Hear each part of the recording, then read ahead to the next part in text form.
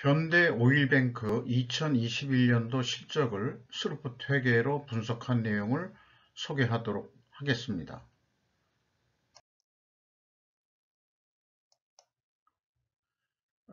역시 비상장 기업이고요. 장부가격은 18,723원으로 산출이 됩니다.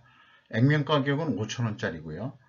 5% 이상 주주명을 보면은 현대중공업 지주가 73.85%를 가지고 있고, 아람코 오버시즈 컴퍼니가 17%를 소유하고 있습니다. 현대중공업 지주 회사가 H현대로 사명 변경이 확정됐다고 합니다. 3월 28일자 뉴스인데요. 정기선 사장이 선임이 됐다. 이렇게 나오고 있고, 주주 환원 정책을 발표했다는데 매입, 소각, 검토 등으로 해서 주주 환원 정책을 발표했다. 그러니까 매입을 해서 소각을 해버리면 그만큼 주가의 가치가 높아진다고 그렇게 이해가 됩니다.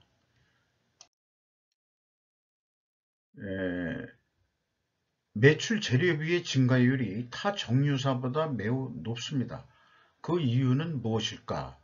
이것을 한번 분석을 통해서 찾아가 보는 것으로 한번 해보고 싶습니다. 매출은 20조 원을 달성해서요, 업계 3위 정도, 순위 정도 되겠습니다. 62.7%나 증가했습니다. 매출 재료비는 54.4%가 증가했습니다.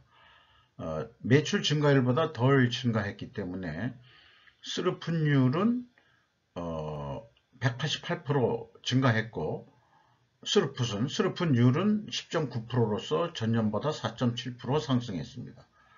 운영비용은 20%가 증가했습니다. 많이 올라간 그런 수치가 되겠습니다. 생산성은 1.33으로서 전년보다 0.78포인트 급상승했습니다. 영업이익은 5,478억 원으로서 전년 영업손실 6,208억 원보다 무려 188%가 전환이 됐습니다. 원가회계 영업이익보다는 176억 원이 적은 수치입니다. 이것은 가공비 배부 재고자산이 증가했기 때문입니다. 원재료 가격 추이를 보면은 원유가 59.5% 상승된 거로 회사는 공시를 했습니다. 또한 그 휘발유 가격이 일반 소비자들한테는 가장 관심사일 텐데요. 56.4%가 인상이 됐습니다. 그러니까 원유가 원재료 상승률에 비해서는 다 낮게 인상이 되는 그런 추세를 보이고 있습니다. 그런데 이 제품 가격 결정을 단순 평균 인상률을 적용한 것일까라는 한번 질문을 해볼 수 있는데요. 실질적으로 매출은 제품 믹스가 일어나고 품목별 판매량 믹스가 가중 평균이어야 타당할 것으로 판단되지만, 이걸 구체적으로 그렇게까지 작업할 수 있는 데이터들은 내부적으로 가지고 있지 외부에서는 쉽게 접근하기는 좀 어려울 것 같습니다. 또한 재고 회전율이 미치는 영향도 고려 대상이 될 수 있을 거라고 생각합니다. 재고 내역을 보면은요, WCAI 가공비 배부 재고 자산이 2,994억 원이 증가했는데요. 앞서 그 분석한 그 GS 칼텍스나 SK 에너지에는 제공품이 없었습니다. 거의 같은 장치 산업이라는데 두 군데 회사는 제공품을 평가하지 않고 여기는 제공품을 평가한다는 게 독특한 사항으로 나타납니다. 어떤 그 매출 재료비의 그 인상률 폭이 높은 이유도 이런 거하고 상관관계가 있다고 생각이 들어갑니다. 전체 재고는 1조 원이 증가했습니다. 비용의 성격적 분류에서요, 하나의 질문 내용이 나올 수 있는 것은 왜 재고자산의 변동 범위를 전체 재고자산으로 하는 것일까?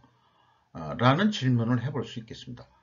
다른 두 회사는 WCAI를 표준으로 가져가고 있는데 현대오일뱅크는 이 재고자산의 변동 범위가 전체 재고자산이 되겠습니다. 왜 그런 것을 미리 알 수 있냐 그러면은 B에 매입액으로 표시되어 있으면은 전체 재고자산이 기준이 됩니다.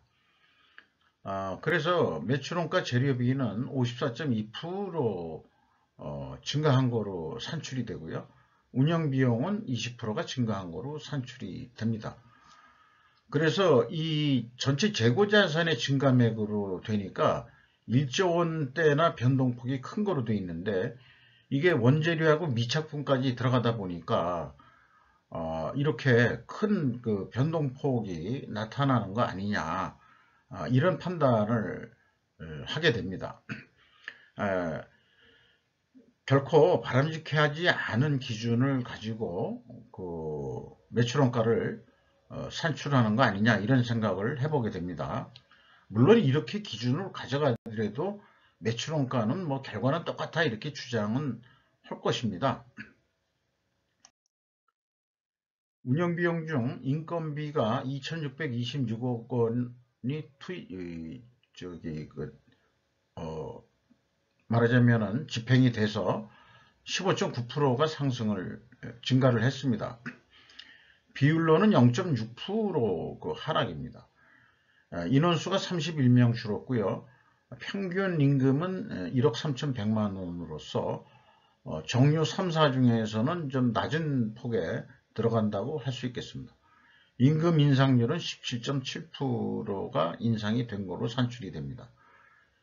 그리고 모든 비용을 기타 비용으로 몰았는데 그것이 31.4%가 증가했습니다. 이것에 대해서 제 생각은 비용의 성격적 분류 내역에서 인건비와 감가상각비 외 모든 비용을 기타 비용으로 표기에 나타나는 것은 이 정유회사인 경우 비용이 중요하지 않음을 알고 있다는 반증이나 마찬가지다. 뭐 이렇게 해석을 좀 하고자 합니다. 뭐 물론 자세하게 그 여러 그 항목별로 발표하는 회사도 있습니다만은 뭐 이렇게 한다고 해서 안 될 것은 없는 거죠.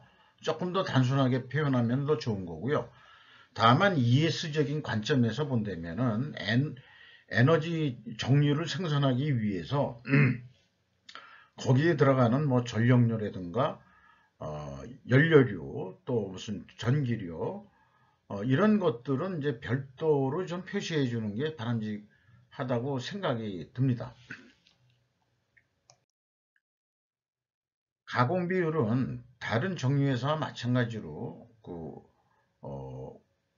6, 7%대로 나타납니다. 거의 그 정유 시설이 거의 비슷한 시설이라고 보기 때문에 이 가공 비율은 매우 낮게 나오는 것이 이 장치 산업의 특징이라고 할 수 있겠습니다. 이게 5%는 좀 더 낮은 건데요. 2019년도가 좀 더 낮게 나왔었습니다. 그리고 그 총 제조 비용에서 PQ 총 제조 비용의 갭이 큰데 이게 아까 말씀드린 대로 그 재고 자산의 변동 범위가 다르기 때문에 이런 그 차이를 나타내게 됩니다. 이것을 좀 설명을 더 드린다면은 읽도록 하겠습니다. 비성분 데이터에 의하면 P 총 제조 비용은 재고자산 매입액 더하기 가공비로 산출할 수밖에 없습니다. 그러나 총 제조 비용이란 것은 생산에 투입된 재료비 더하기 가공비가 타당할 것입니다. 따라서 재고자산의 변동 범위는 WCAI 가공비가 배부되는 재고자산을 기준으로 하고 재고자산 매입액은 타 업체처럼 원재료의 사용으로 변경하는 것이 요청이 된다 할 수 있겠습니다. 2단계 그 재고자산 회계 투명성 검증에서 물론 그 차이가 아까 그 원재료나 이런 거의 증가액을 차감해 주면은 일치하기는 합니다. 2단계로서 현금 흐름표 기준 전체 재고 자산의 증감액도 일치합니다. 이 3단계까지 현대 오일뱅크의 그 재고자산 매출원가 회계 투명성은 인정이 된다고 할 수 있겠습니다. 경영평가지표로 와서요. 그 WCAI 회전율, 가공비 배부 재고자산 회전율은 27.5%로 매우 높게 나와 있습니다만은 2019년에 비해서는 현대오일뱅크는 많이 그 성과가 떨어진 것으로 나타납니다. TOE 생산성은 크게 전년보다 상승을 했는데 이건 역시 그 판매 가격의 급상승에 따른 결과로서 설명될 수 있겠습니다. 그 다음에 임팩트는 그 미래 가치로 개발된 지수인데요. 60조 원으로서 150%가 상승했습니다. 상장 기업이라면 주가 상승 요인으로 작용한다고 할 수 있겠습니다.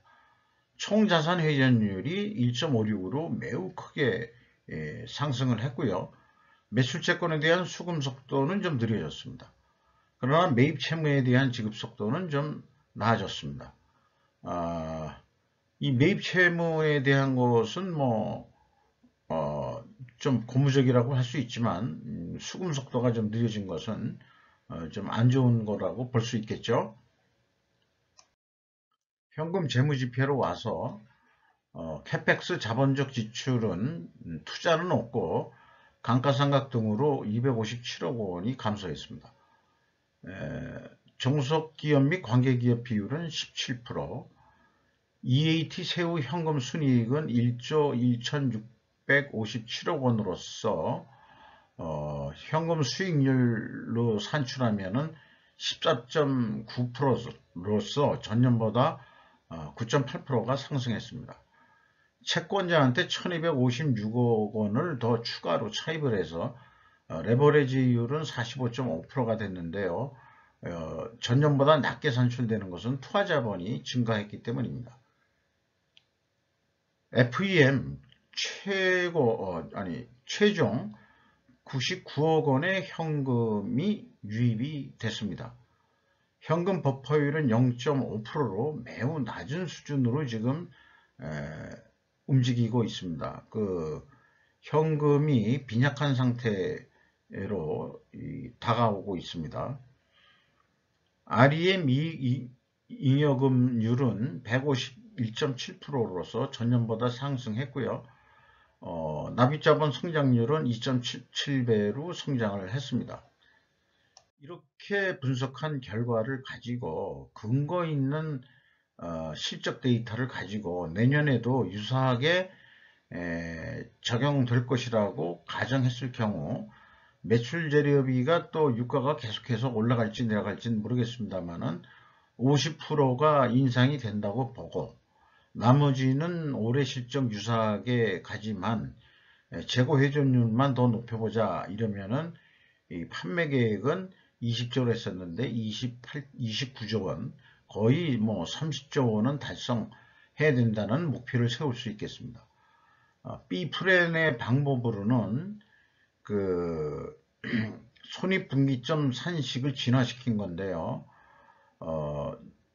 운영비용 15% 상승을 한다고 증가가 된다고 보고 영업이익은 60%가 증가된다고 가정했을 경우 25조 원 정도는 해야 된다. 이런 방법이 있겠습니다.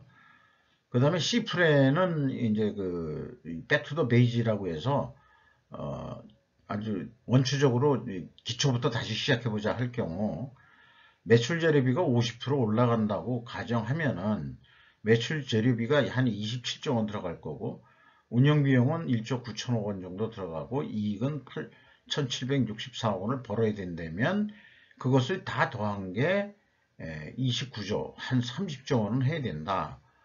이렇게 되겠습니다. 그래서 ABC 프론에 어느 게 정확하냐 그렇게 얘기한다면 이게 이렇게 ABC로 제가 그 알고리즘을 개발한 것은 판매 전략에도 들어가겠지만 거꾸로 대기업에 납품하는 업체 입장에서의 납품 전략으로도 이거를 활용할 수 있을 겁니다. 조금 더 길게 설명하면은 이거를 2만 그냥 300원이라고 그 표현을 하겠습니다. 납품 단가가 2021년에 2만 300원이었는데 매출 재료비가 50%가 증가가 됐으면은 한 3만 원대로 좀 가격을 인상해달라 이렇게 견적서를 낼 수밖에 없는 거죠. 운영비용도 분명히 15%는 객관적으로 오른 거는 인정이 될 거고, 그 다음에 우리도 영업이익을 좀 더 봐야 되겠어. 왜냐, 뭐 인건비도 올려줘야 되고, 그 다음에 이제 빚도 진 게 있고 빚도 좀 갚아야 되고 등등. 뭐 여러 가지 그 이유는 갖다 붙일 수 있겠습니다. 그러면은 종전 가격보다도 47%가 인상된 3만 원에 납품하게 해달라. 그러면은 그대로 견적대로 업세트해 줄 값은 없을 겁니다. 값은. 구매자 입장에서 자기도 뭔가 깎아야죠. 근데 운영비용 인정하고 프로핏을 그대로 인정한다 하면은 우리는 그 손익분기점 식으로 단가 인상을 결정한다.